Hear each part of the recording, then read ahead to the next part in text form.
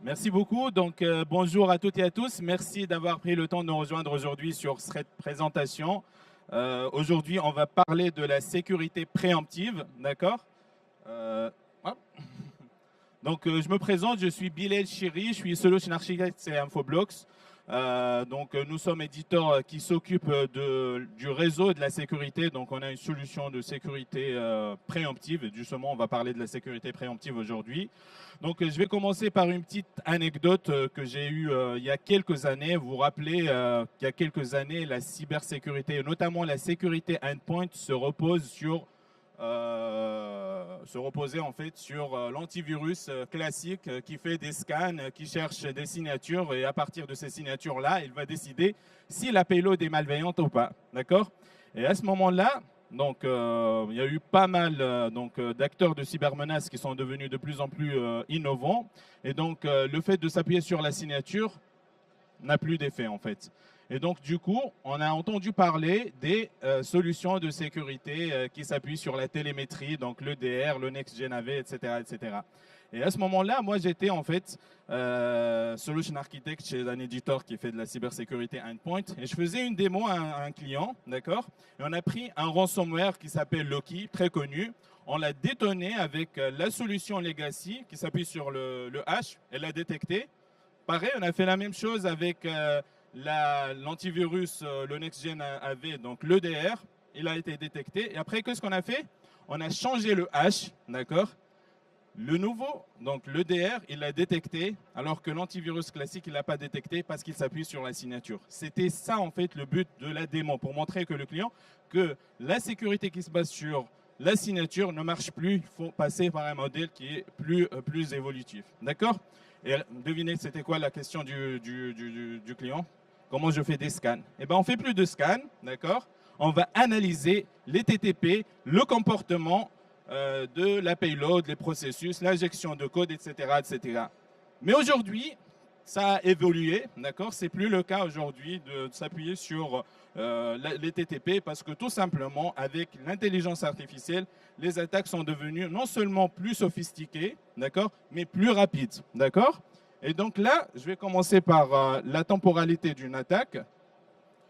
Vous savez, ce qui n'a pas changé, c'est qu'il y a toujours une première victime, d'accord? Et, hop,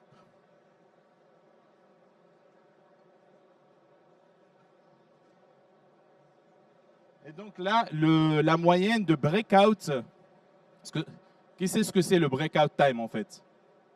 C'est tout simplement le temps qu'il faut à un attaquant pour faire des mouvements latéraux au sein d'une entreprise, d'accord? Donc, il commence par intégrer le système d'information, il va faire l'escalade de privilèges, après, il va faire des mouvements latéraux au sein du système d'information. Et donc, la moyenne du local breakout aujourd'hui, c'est de 29 minutes, d'accord? Donc, ça, c'est la moyenne. Donc, il y a des attaques qui durent un peu plus, il y a des attaques qui durent un peu moins.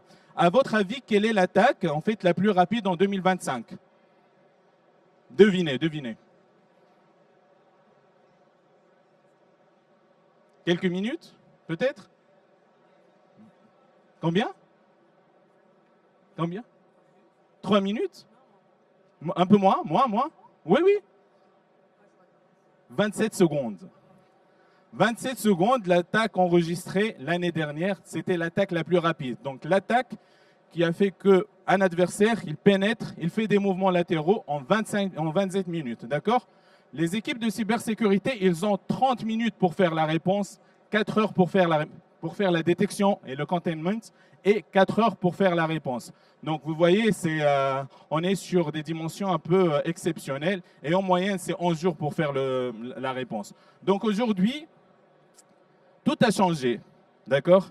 Donc les attaques de plus en plus rapides, notre vie a changé, d'accord? Aujourd'hui, Uber, 3 minutes, on a un taxi versus 20 minutes d'attente il y a quelques années, d'accord? Aujourd'hui, avec l'intelligence artificielle, on utilise souvent l'intelligence artificielle tous les jours. Aujourd'hui, si vous voyez tous les représentants aujourd'hui, ils parlent d'intelligence artificielle. Donc tout a changé, les attaques ont changé, elles ont évolué, d'accord? Donc, les entreprises, pardon, excusez-moi, il y a un petit souci. Donc, les entreprises Ils ont commencé à déployer des solutions innovantes de l'EDR, de l'XDR, du NDR, tout ce qui est Detect and Response, d'accord, de l'automatisation dans la réponse, les approches SASI, protection de l'identité, parce que tout simplement 90% des attaques aujourd'hui se basent sur des privilèges ou des entités qui ont été volées, et bien sûr le Zero Trust, d'accord. Malgré tout cela, ça ne suffit pas. On entend toujours parler de brèches de cybersécurité, on entend toujours parler de problèmes et d'incidents de sécurité, d'accord. C'est quoi la solution? Eh bien, la solution, elle est très simple, d'accord. On va en parler, mais avant de parler de la solution, on va démontrer pourquoi ces approches ne sont plus efficaces, d'accord? Parce qu'ils sont malware-centriques. Ils sont malware-centriques parce qu'ils vont s'intéresser au malware. Ils vont s'intéresser aux techniques, tactiques et procédures d'attaque de malware. Que fait le malware, d'accord? Et donc là, ça ne suffit plus. Parce qu'il faut avoir une autre approche. Et la nouvelle approche, pardon, excusez-moi, ça marche. Donc l'approche malware-centrique, c'est simple. Donc, il y a l'attaquant qui va préparer l'attaque. Il y a la première victime. Il y a toujours une première victime. C'est le patient zéro. Le patient zéro, donc, il va subir l'attaque. La solution de sécurité ou la pile de sécurité dans l'entreprise va analyser l'attaque, va détecter ou pas. Donc, ça se trouve qu'il y a des problèmes. Donc, il y a un ransomware, il y a d'exfiltration de données, etc., etc. Et après, donc, tout l'écosystème de la cybersécurité vont profiter de l'analyse qui a été faite sur le patient zéro. D'accord? Et finalement, donc, tout le monde sera au courant et donc on va partager ça dans des solutions de sécurité. Donc, la réalité, c'est qu'aujourd'hui, avec l'intelligence artificielle, tout le monde est susceptible d'être un patient zéro. Pourquoi? Parce que tout simplement, on peut créer des variants de malware avec l'intelligence artificielle de l'ordre de centaines de milliers, voire jusqu'à 400 000 malwares par jour sont détectés aujourd'hui et sont des variants de malware connus. D'accord? Donc, même les TTP, ça évolue avec l'intelligence artificielle. Donc là, tout le monde devient un patient zéro. Et 95% des domaines ou des attaques aujourd'hui qu'on est en train de détecter sont utilisés pour cibler une seule victime. D'accord? Donc, un malware, une victime. Un malware, une victime. Donc, tout le monde devient des patients zéro. OK? Donc, qu'est-ce qu'il faut faire? Eh bien, il faut passer à une approche différente. Hop.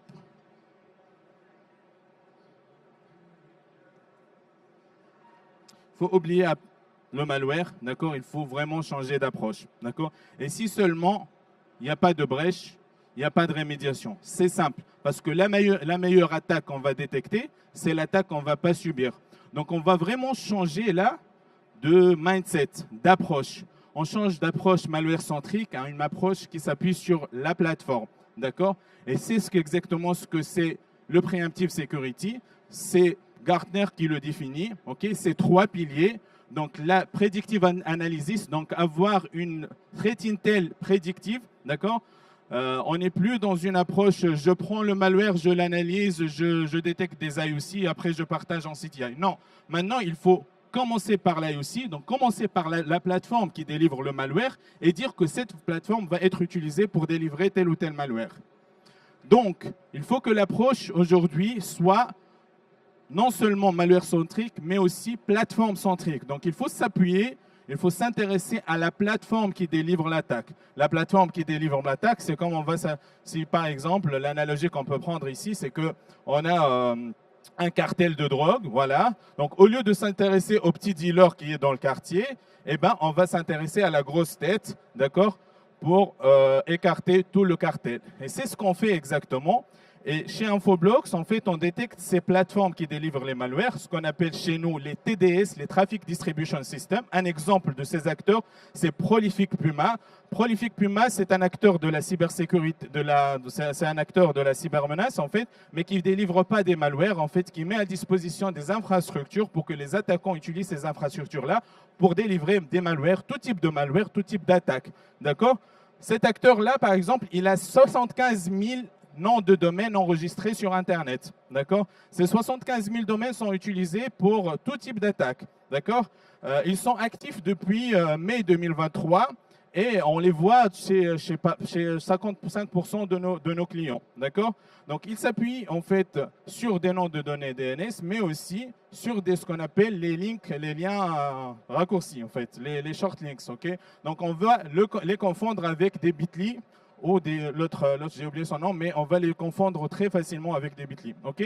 Quand on clique sur ces liens-là, en fait, on va être redirigé de façon automatique vers un réseau de distribution de contenu. Ça peut être un lien malware, ça peut être un lien pour télécharger un malware, ça peut être un lien pour un lien de phishing, etc. D'accord? Chez Infoblox, on traque 204 000 acteurs de la cybermenace. Chacun, il a des milliers et des milliers de noms de domaines enregistrés sur Internet et ce nom de domaine sont alloué pour les acteurs de la cybermenace. Pardon, ça marche très vite là. Revenir en arrière, s'il te plaît. Bon, revenir en arrière. Encore. Donc, 204 000. Parmi 204 000, il y a plus que 600 en fait qu'on appelle des clusters qui ont des techniques similaires. D'accord? Qu'est-ce qu'on voit? On voit où est-ce que le domaine est enregistré, quand est-ce qu'il a été enregistré.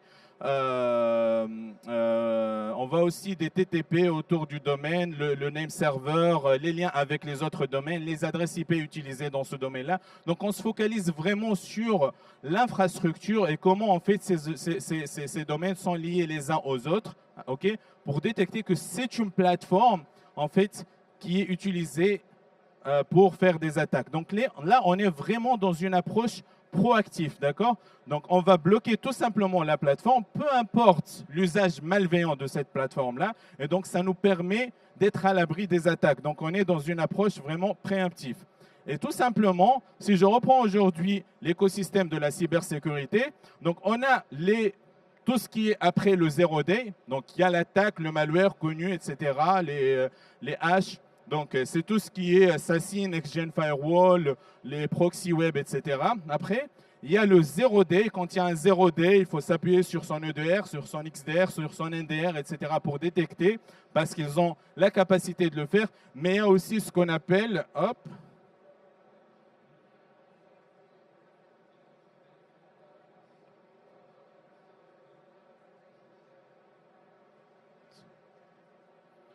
le pre-crime zone, en fait. Je ne sais pas si vous connaissez le film Minority Report. Voilà. Donc là, on s'intéresse à cette partie-là. Donc, c'est une approche qui ne va pas forcément remplacer l'approche actuelle, mais qui va compléter l'approche actuelle. Ce qu'on voit chez les clients qui adoptent cette approche, c'est leur capacité à réduire les alertes en termes de cybersécurité.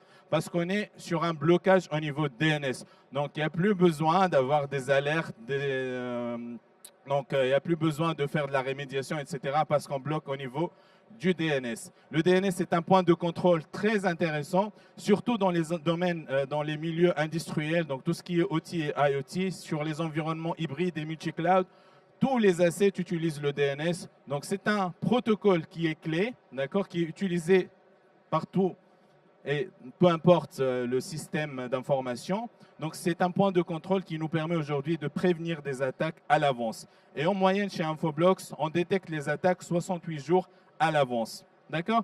Donc, si vous voulez tester votre imperméabilité DNS et votre approche par rapport à l'anticipation des menaces, vous pouvez scanner ce QR code-là et vous serez contacté par Infoblox pour réaliser à titre gratuit un inspect DNS de votre système d'information, peu importe l'environnement, peu importe l'architecture.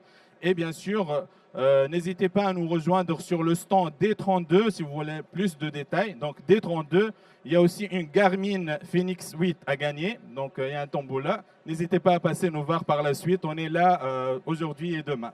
Merci beaucoup et passez une excellente journée. Bon salon, au revoir.